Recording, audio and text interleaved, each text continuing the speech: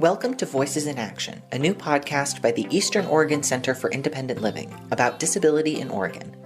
I'm your host, Leo Alenak. Over the course of this first season, we'll cover a variety of topics related to disability justice education, speak with leaders of local advocacy organizations, and learn from one another in the process. This week, we'll be discussing art as a form of advocacy and community building within marginalized communities. First, I spoke with Rebel Black and Jennifer Kemp from the Disability Art and Culture Project. Hi, I'm Jennifer Kemp. I'm the creative director at Disability Arts and Culture Project. And I'm Rebel Sydney Black. I'm the executive director at Disability Art and Culture Project. So what is the Disability Arts and Culture Project? Disability Art and Culture Project is a disability justice-centered incubator for art, culture, and justice producing. Justice producing is what we call a form of artistry that results in social change. It could be curating an anti-oppressions training, leading a podcast like you're doing, making transformative theater, or more. So what kind of programs does DACP run? Yeah, I know it's like a little bit confusing with the acronym. It's DACUP. And for the longest time, I could not say it. But yeah, Disability Arts and Culture Project, DACUP for short. Anyways, in terms of programs, we have several running right now. So I would say our main program right now is called Crip Create. And basically, we get together every Thursday from 3 to 5 Pacific time. And it's like a community space as well as a co-working space. So people get together and just work on their individual projects and collaborative projects, as well as just talking about disability justice and just connecting and socializing and whatnot. So there's Crip Create. And we're also writing a Crip Create zine. So not each member, but like everybody who's interested is contributing a zine page. We also are about to start a nonprofit leadership education series that's going to start September 20th. We have on our website a gallery of Black and Indigenous people of color artists with like a picture of either them or them and their work, or both, and kind of like an explanation of who they are and what kind of art they do. And then we also have a memorial gallery on the website that showcases photos and the work of disabled folks who have passed away, because we feel like disabled people who have died don't get the recognition and honor that they truly deserve. So yeah, those are our programs right now. There's also the dance company. Oh, yeah. I'm so sorry. Do you want to talk about that, Rebel?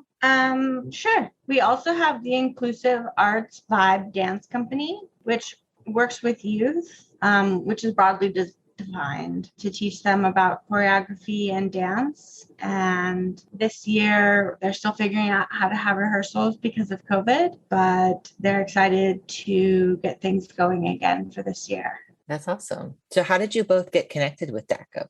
It's kind of a long story. So in January of 2020, I went to a DACUP workshop that was the first of disability representation, or DisRep for short. I found out about it in like a totally random way. I just answered, interested on a Facebook event. So I went down to the building, which is in a building called Southeast Uplift. And I had a really troubling experience. There was another participant, an older woman outside the door, and we couldn't figure out how to get in, and the door was locked. And then finally, when one of the facilitators of the workshop came down, we noticed that there was like a long flight of stairs going up to the first floor. And that was okay for me. But the other person who I was with, she had some mobility issues, so she wasn't able to go up that flight of stairs. And the facilitator was kind of like, I don't know what to do. This is how it is. Then the other facilitator came out and pointed out that there was a ramp around the back. So she went up the ramp and I went up the stairs, and we met up in the classroom. And she was like quite distressed at that point and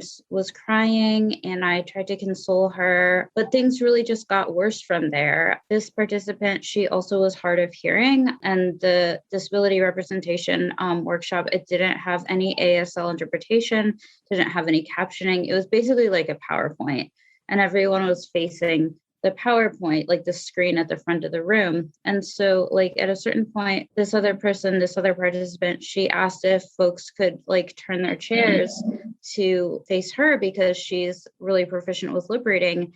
Everybody acted like, oh, that's too much trouble. So anyways, I was like completely appalled by this. And I like more or less stormed out in the middle because I'd never seen like such blatant ableism, especially in a disability centric space. So I had like kind of a bad taste in my mouth about that, but I like didn't really know what to do with it. But then I enrolled in Disrupt, which went online for COVID.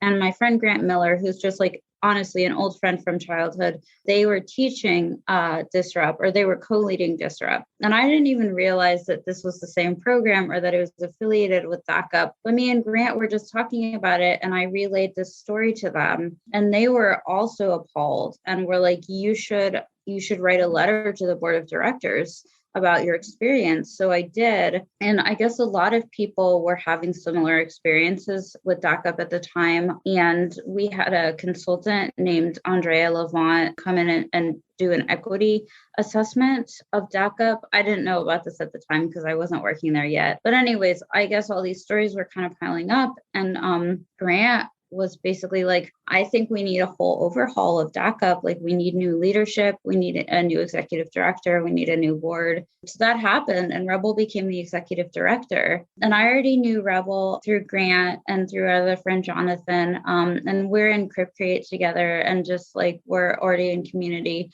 So I asked them if I could get a job with DACA because I see like enormous potential in the organization. Like, even though I had a bad experience, I was like, this could be awesome. I don't know of any other like disability justice centric organizations in Portland. And this could be like an amazing opportunity and way to connect with community. So yeah, so now I'm the creative director, and I've been working here about 3 weeks. Well, thanks, Jennifer. This is Rebel.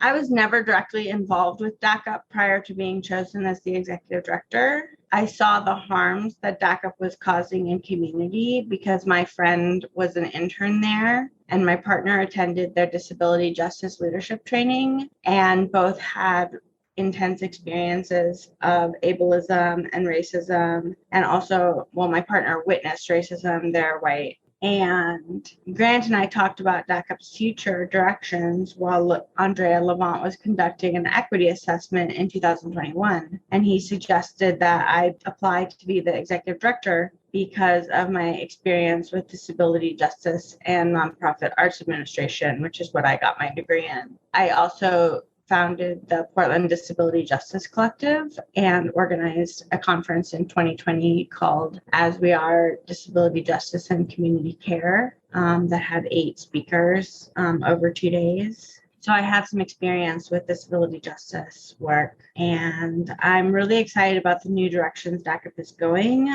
And I hope that we can become an organization that's truly guided by disability and racial justice.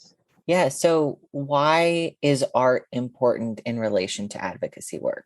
Well, we don't do advocacy work per se, and Jennifer will share a little bit about solidarity work that we do, but we do a thing called justice producing, which is using art to create social change. This can include curating workshops for community organizations. Art is important to this work because disabled people are more than just our disabilities. We have our own culture, and art is part of that.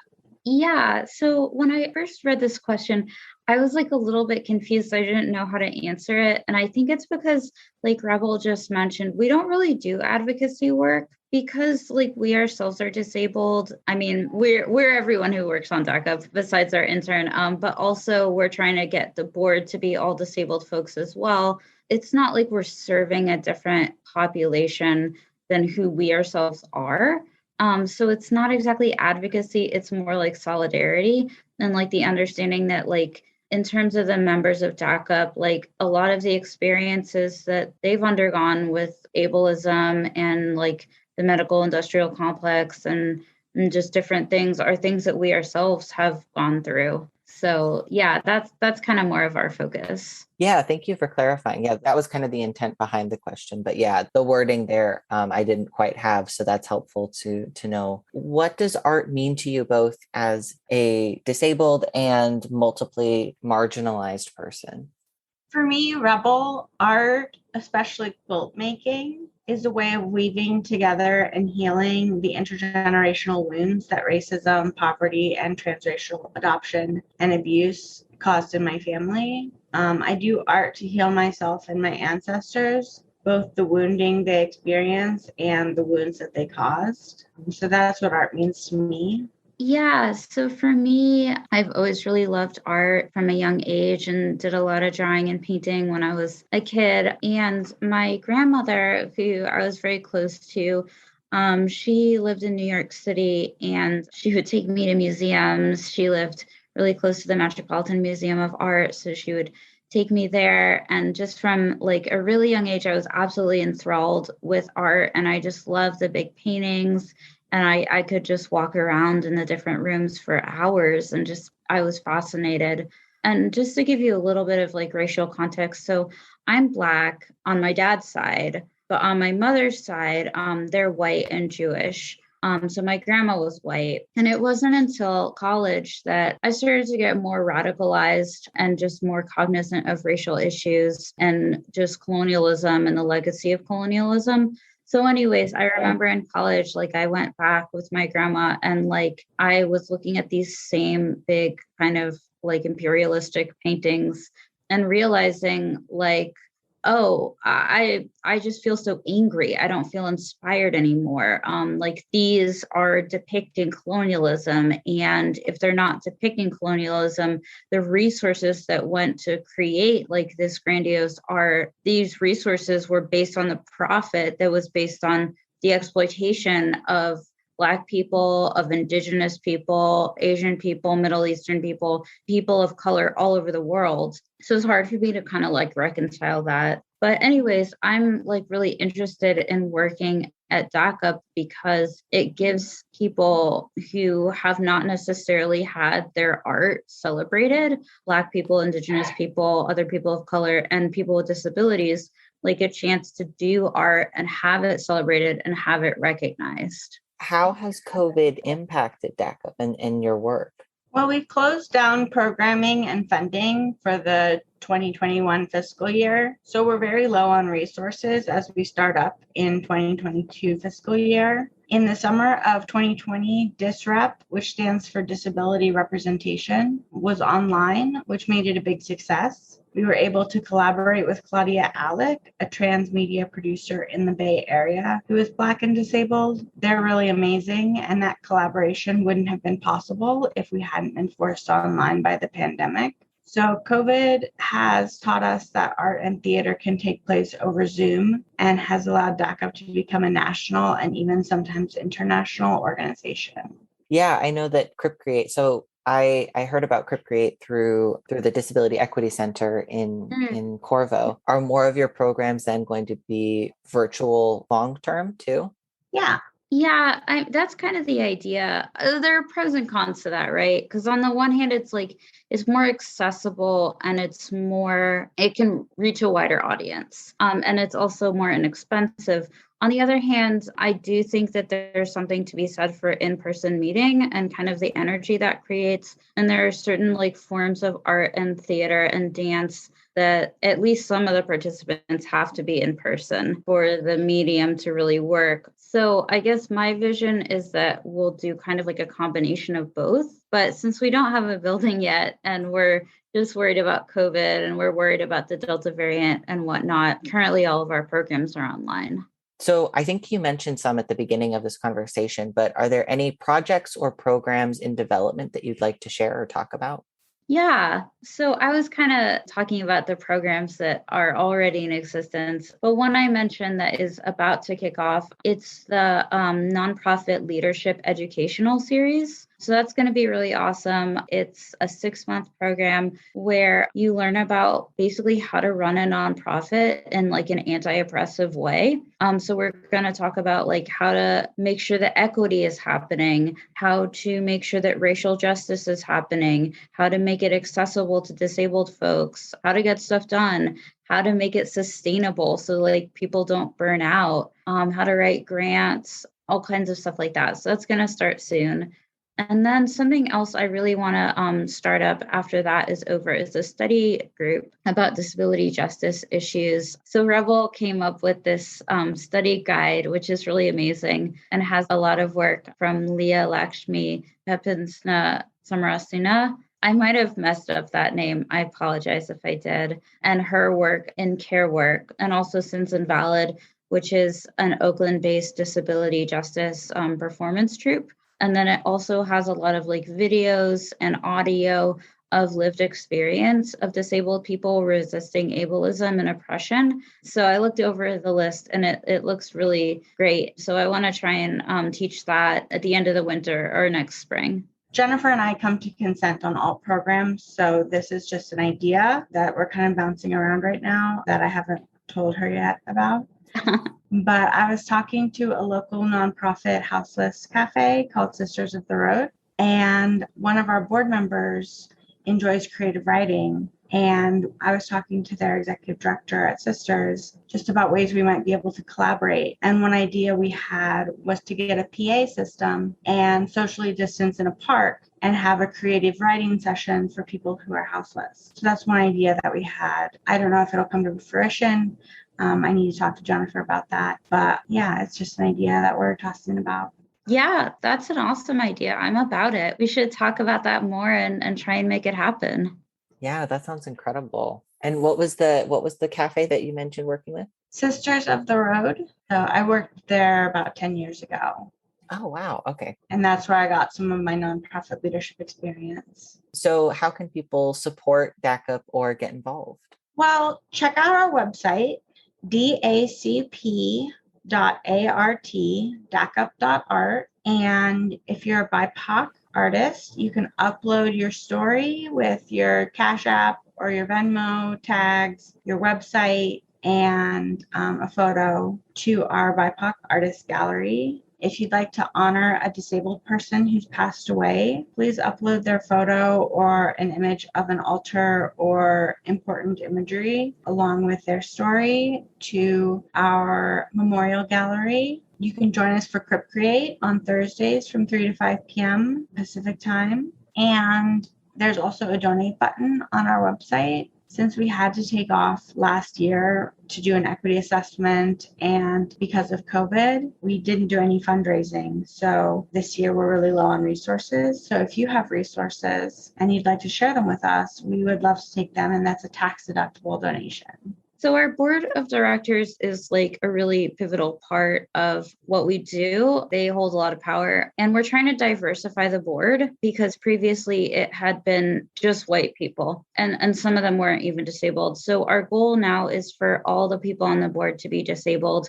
And we really want to have as many Black and Native board members as possible. So if people of color and especially Black people and Native people, if they want to get involved in the board, we are taking applications right now for that.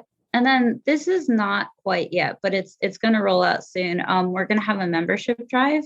So we're starting to make merch. So there are going to be like DACUP shirts and hats and buttons. Rebel is making a lot of really cool buttons right now. Yeah, so soon those will be available to buy and people can just wear them and represent DACUP. Join our leadership education series. It starts September 20th. It's completely free. Go to our website to register and to see the curriculum. You're welcome to join for one or all sessions, and it'll all be online, and the sessions will be recorded and made available afterward. So you can participate either synchronously, which is, like at the same time, or asynchronously, which is like watching the video later. And there will be a message board where people can talk about the video sessions and build community and build relationships. Was there anything else either of you would like to talk about? Well, I guess I'd share a little bit more about my leadership experience and just like how that informs the directions that DACA is going. Does that sound okay, Jennifer? Yeah. Well, so in 2012, I worked with Sisters of the Road and helped them become a collective. And I saw how entrenched white supremacy culture was in the organization, as it is in all organizations. And I was the lead staff for the Racial Justice and Anti-Oppressions Committee, and I brought in facilitators. I facilitated my own trainings and dialogues, and I just saw how hard it is to shift organizational culture. And I also got a lot of ideas about what I wanted to do if I ever had my own organization. And so now I am the executive director of DACA, and with Jennifer's consent, we are practicing some of the ideas that I had and generating new ideas for how we can be truly equitable. And so together we're working really hard to make that happen.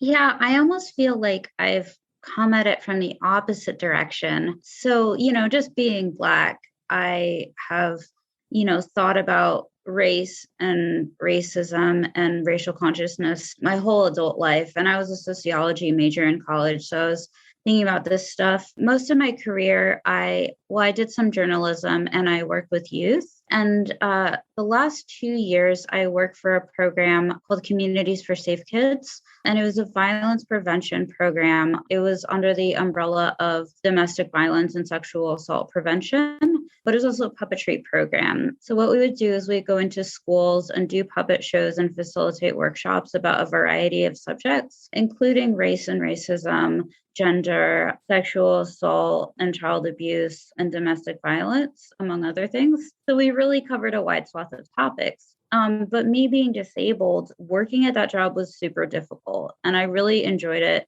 And I really liked doing the performative aspect, but it's really hard. And it's hard on my body because we were doing like 5 shows a day, 25 shows a week. It was a lot, but that was not accommodated to very well. And then another thing is we would perform for students with disabilities, particularly students in special ed classes. But we really didn't have any type of education or guidelines for how to work with students with disabilities. And we also didn't have any kind of material about what it's like to have a disability. Even though we were trying to teach diversity, we didn't have any diversity of ability in our program. And I saw that as a big flaw.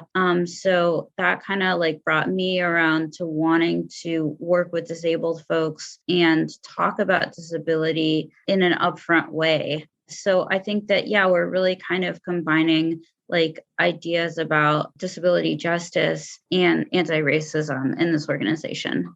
I love Sisters. I don't want to diss them on the radio, like they have problematic elements, but so does every organization. And I think they do really good work. Yeah, absolutely. Same for Communities for Safe Kids. I do think it's an amazing organization and I really enjoyed working with them. And like Revel said, I don't want to diss them on the radio. Yeah, absolutely. Yeah, no, it's a tricky thing too with a lot of these groups because the critique often comes from a place of love and wanting to make things better for everyone and not necessarily a place of, of rudeness or anything like that. So I totally get that. Disability is very complex and applies to every single group. It's not a monolith. And it definitely, doing disability justice should include doing the work to unpack white supremacy and, heterosexism, patriarchy, etc., things like that. So I think that's a really important note. Thank you for sharing, both of you. Well, thank you. Yeah, thank you for taking the time to talk with me. I really appreciate it. Yeah, and thank you for having us on the show. Next, I spoke with Morlock, the founder of Past Lives, LLC. Well, my name is Morlock. I am the founder of Past Lives, and I started this organization I started planning for this organization after a car accident that I caused when I was 21. I got high on LSD and drove off the road with 2 of my friends in the car. And one of them was unharmed and the other was ejected and killed. So I served almost 5 years in Oregon. This happened in Jackson County. So I was processed through the Jackson County Sheriff's Department and Jackson County Jail. I did, I think, 14 or 18 months in medium maximum, and the remainder in different minimum settings. Most of my time was served at a place called South Fork Forest Camp, which is a forestry and firefighting prison labor camp in Tillamook in the mountains. I got lucky and I got a library job there, and I was the full-time librarian, and that was my only real responsibility to the inmate work pool. So I was able to focus deeply on my studies. I already had been, even when I was living in a cell, even when I was living in medium maximum, but that really gave me the opportunity to really deep dive into it. And I had my family send me lots of books on business, economics, and law. That was my obsession. I got in touch with a nonprofit organization that I had actually found, I'd learned about from a book in the library that had been donated at one point. It was called something like 500 nonprofit organizations every criminal should know about. So I was just flipping through it, giving it a cursory glance, and I saw this acronym, SCORE, the Service Corps of Retired Executives. And basically you can contact them with a business plan or your intention, even if you have a business already and you want to take it to some different direction. You submit your interest and they pair you up with a mentor, usually that worked in and retired from a relevant field. And then from there, you start the business planning process and they pair you up with still further mentors that meet other parts of your model based on what you need. So my idea was, as some form of redemption, to create a community of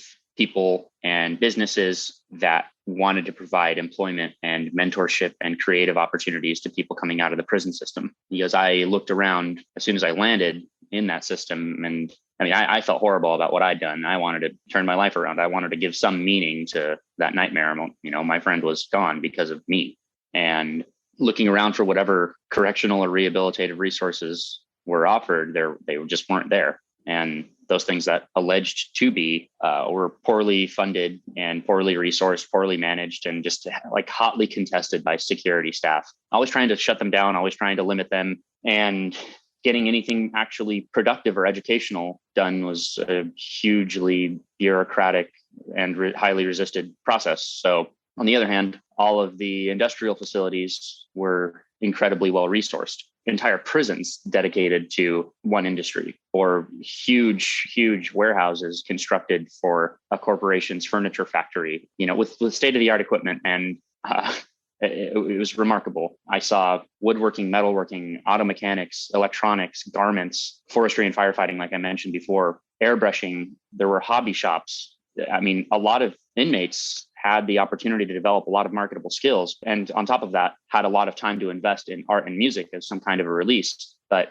they weren't getting paid anything for the industrial work they were doing. And the prison doesn't have a system for helping them pair up with employers on the outside. That should be part of the process.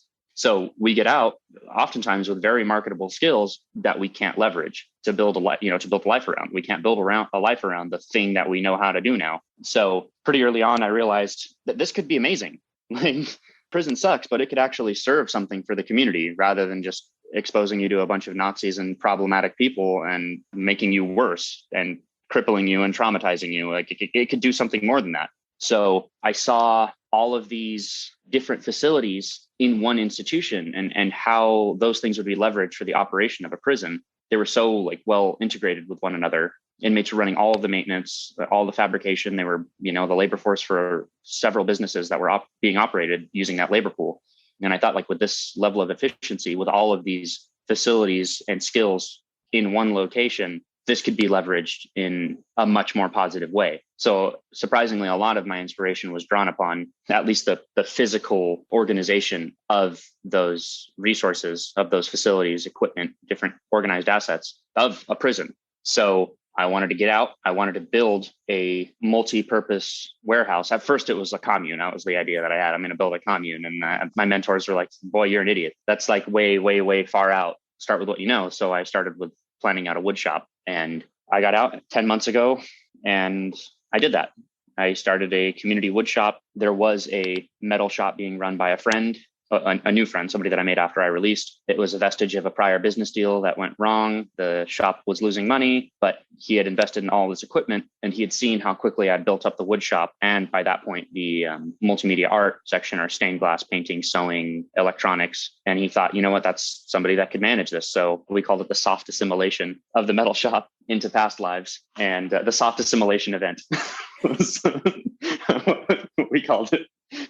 And it's going really well. We're bringing in new equipment. We reorganized the whole floor plan, bringing in new members. So now we have this space that has all of these resources, all these tools. It has 60 members with a variety of skill sets. I think 10% of us have served time, and it's working. It's growing. And this is who I am now. I want to build this. I want to get this facility as developed as I can until we can purchase our own, and then start other ones in other communities that need them around the US and around the world. That's my goal. I want to create maker spaces with very specific social intentions everywhere.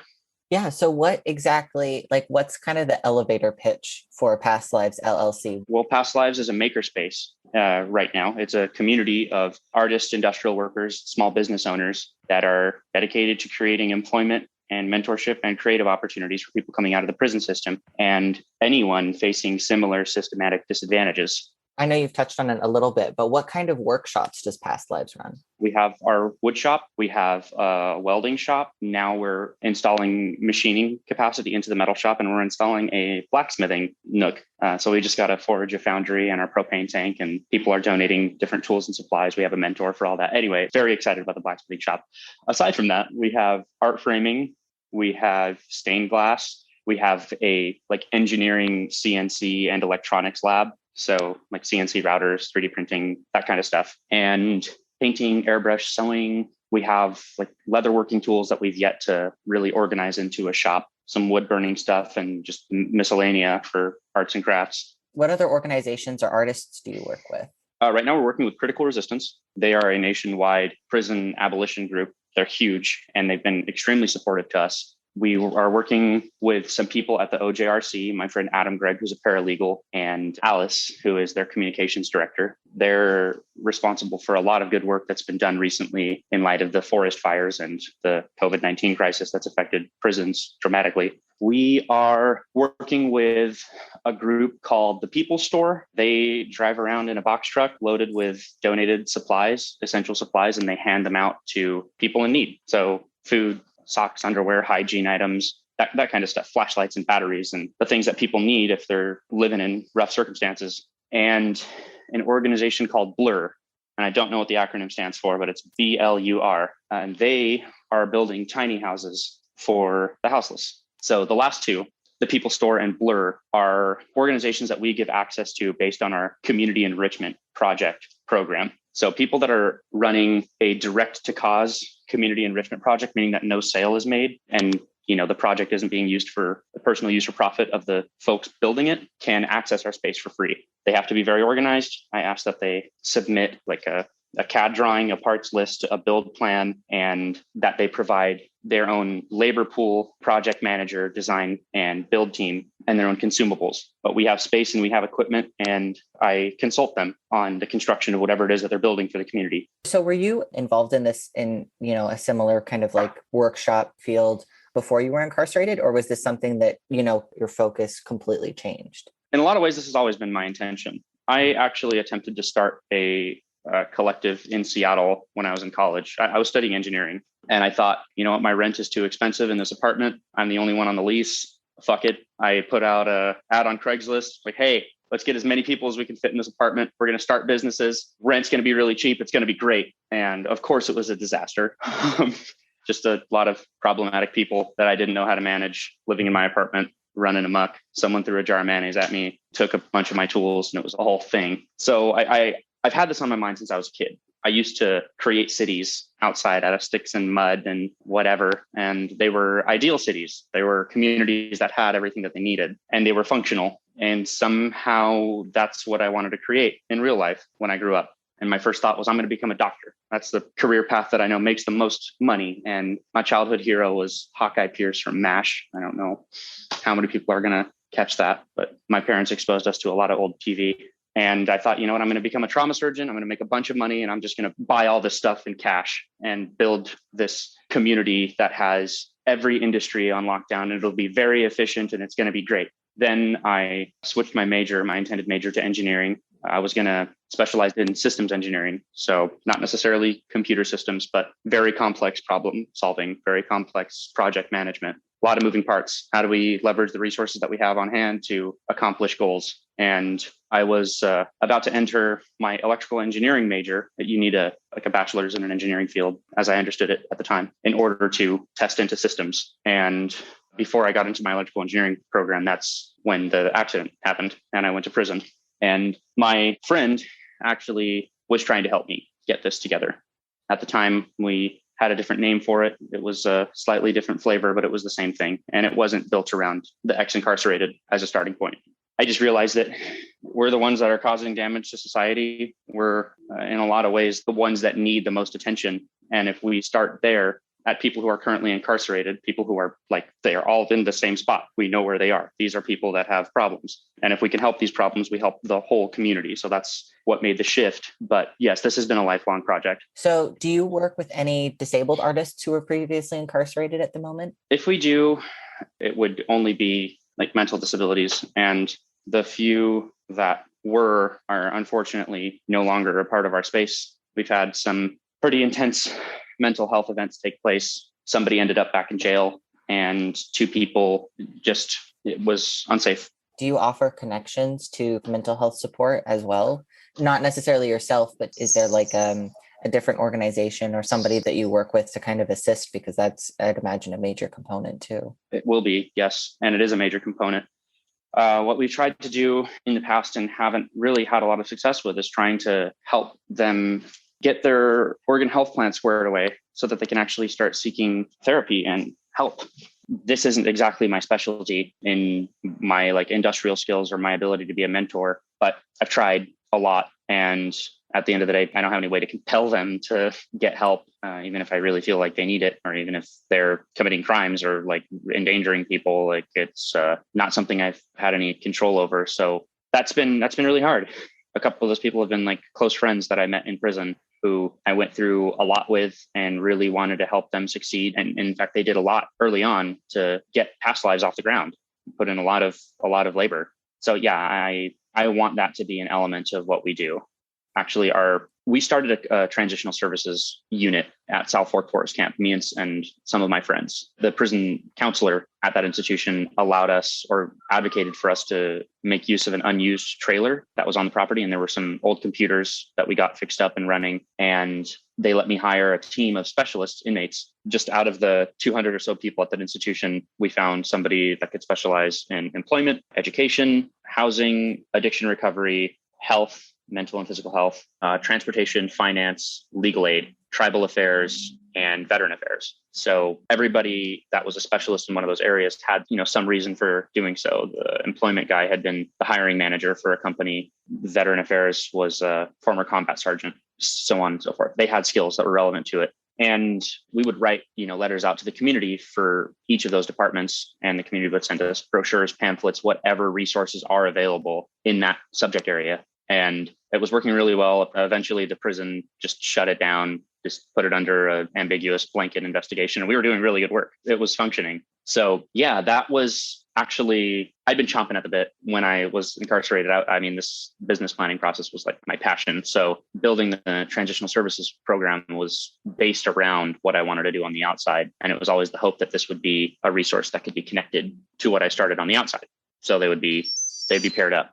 So still the same objectives: employment, education, housing, transportation, mental and physical health, veteran affairs, tribal affairs. We want to build a resource library that meets each of these subject areas, eventually have a staff member that specializes in each of those. So a general resource librarian and then a subject specific case manager for each area. Somebody comes out of the prison system or a similarly unfortunate background. They sit down with us. We get an idea of what their needs are. Do you have your ID? Do you have Social Security? Do you have your birth certificate? Are you in need of any of these resources? Would you like to sit down with any of these specialists? And then the case manager would actually apply on their behalf with permission to whatever they need, because all this shit is really difficult to apply for. It's a very bureaucratic process, even if it's free, even if that organization or agency or whatever exists for the sole purpose of providing this thing, it's still very complicated to apply for it. A lot of documentation and emails and calling a lot of phone numbers and pressing 9 and 6 and 4 and 3 and, ending up nowhere.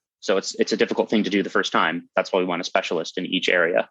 Yeah, that sounds like a great plan down the line because yeah, there is so much red tape just to keep people out and prevent people from accessing resources that you do really need to have a full team to help you out, help you do it. So yeah, and I'm not concerned with any sort of pull yourself up by the bootstraps model. I mean, of course, people, they need to find a way to take care of themselves, but I don't think everybody should be responsible for finding and procuring all of these resources for themselves just on principle. I'd rather that they focused on making money and securing housing and their basic needs and staying out of prison. That's enough for me to feel like I've done a good job if I can provide that. Yeah, we're supposed to be in communities with people so that nobody's having to do all of these things by themselves, right? Like we're supposed to rely on each other for survival. That kind of community building and interdependence is really important. So is Past Lives accessible to people with disabilities? I would say that's up to them. A lot of things would be challenges. A lot of our art stuff is up a flight of stairs, as an example. I won't get into specifics, but we do have some people with disabilities that are members of our space, and we make whatever accommodations we can. One that comes up often is sensory issues. So we're working in an industrial space and people are interested in the arts. Maybe somebody wants to do stained glass, but it's in the same area as the wood shop. So we try to work around that the best we can with, noise canceling headphones or whatever we have, or just better planning. And it works so far with that. I haven't had anybody except for my mom, who is in a wheelchair, really want to become involved. And it's suitable for her to paint and let us manage the art framing and sales, inventory and storage of getting her artwork in a finished form. She ends up giving it away to all of her friends. It's case by case right now. I would like to think that if somebody that was interested in woodworking but did not have the physical ability to operate the machines required for it, that we could find some way of accomplishing that, or at least having them be involved in it, maybe in the design process, or having it be a collaborative project with people who can. Yeah, for sure. It's definitely a process, right? Because I think the thing that's most intimidating to a lot of people, understandably, about making things accessible is that there's a lot of different kinds of disabilities, right? It's not a monolith. And so it definitely takes time and working with individuals, to your point, on a case-by-case basis of figuring out accessibility. So that's great that it sounds like that's the model you guys are kind of working towards. Yeah, and I know that every solution only applies to a very small class of people with disabilities. One thing that presented itself not too long ago, and they actually never followed up, but they wanted to bring in 2 or 3 people at a time. It's an organization, Community Care. I don't remember exactly what they're called, but they work with people with intellectual and developmental disabilities. And they have found that a lot of their clients are really interested in arts and crafts, and that they could potentially succeed where they're having trouble finding employment. I think that's the entire purpose of their organization, is to pair people with disabilities with opportunities that actually meet their skill sets and their abilities. So their thought was that they would take people on tours of our facility, let them play around with different machines with an advocate or case manager that has some knowledge of that areas, like safety practices, and see what they can and can't do, and expose them to sewing and stained glass and woodworking or whatever it is that they can, with the support of somebody who's actually paid to be with them. And that would be great. Again, small class of people that it applies to. Well, I think that would actually help a lot of different people if they just had somebody with them.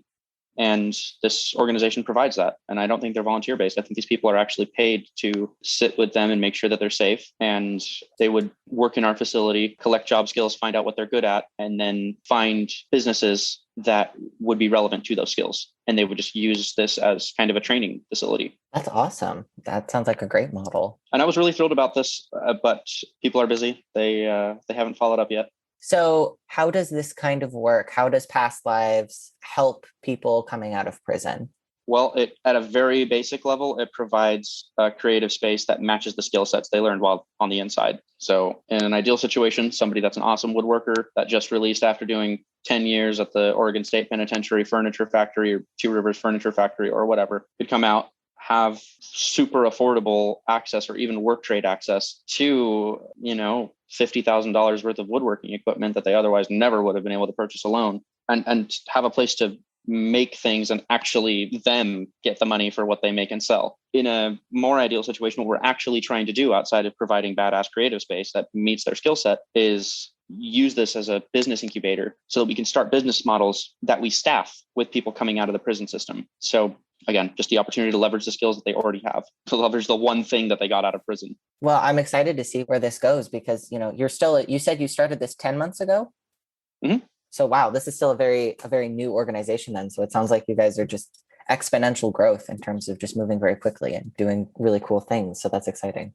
Yeah, it's been nuts. I have no idea how this happened. I'm like constantly amazed with how much we've accomplished in so short a period of time. I think we average $3,000 or $6,000 every month of new equipment that comes in. Like I said, we've gone from 0 to 60 members in less than 10 months time. There's a lot of support around it, and it's a real thing. It's not, a hokey setup of lame equipment. Like, these are really nice shops that people are happy to pay to be a part of, or work trade to be a part of. I'm thrilled. I am going to explode soon because it's gone completely out of what I can handle as one person. But thankfully, this entire community is working together to make sure that our markets run, to make sure that we can get all of our artwork and all of our market supplies all over Portland, to make sure that the machines are in good working order, to make sure that we always have saw blades.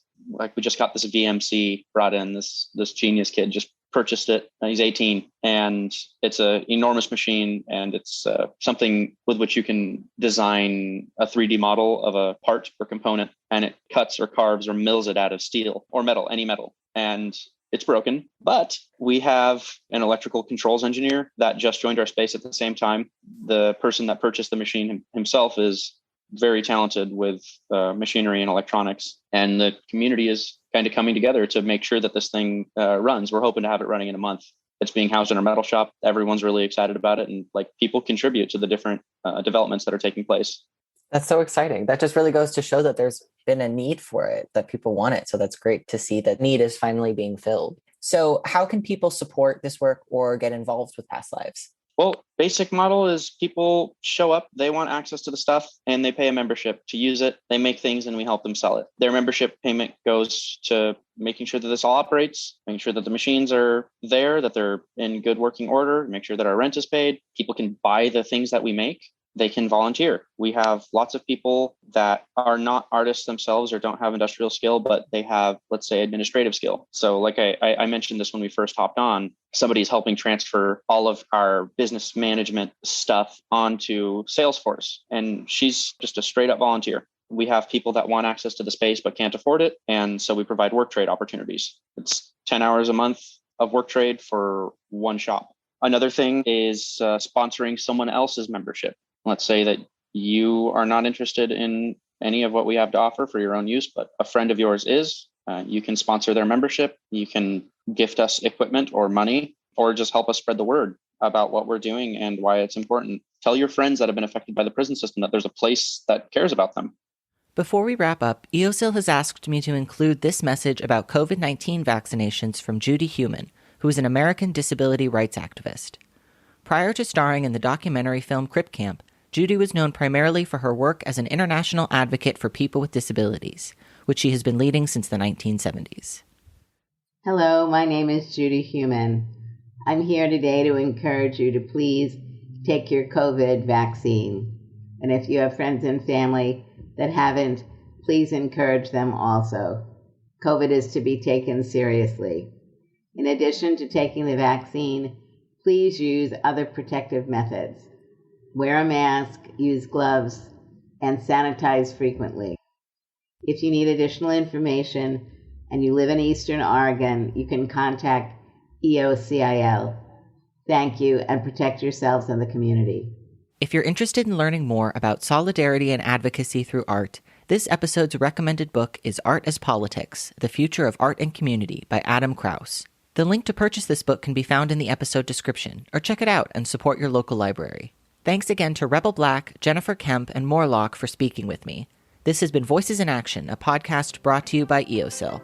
Stay informed, stay safe, and remember, art can change the world.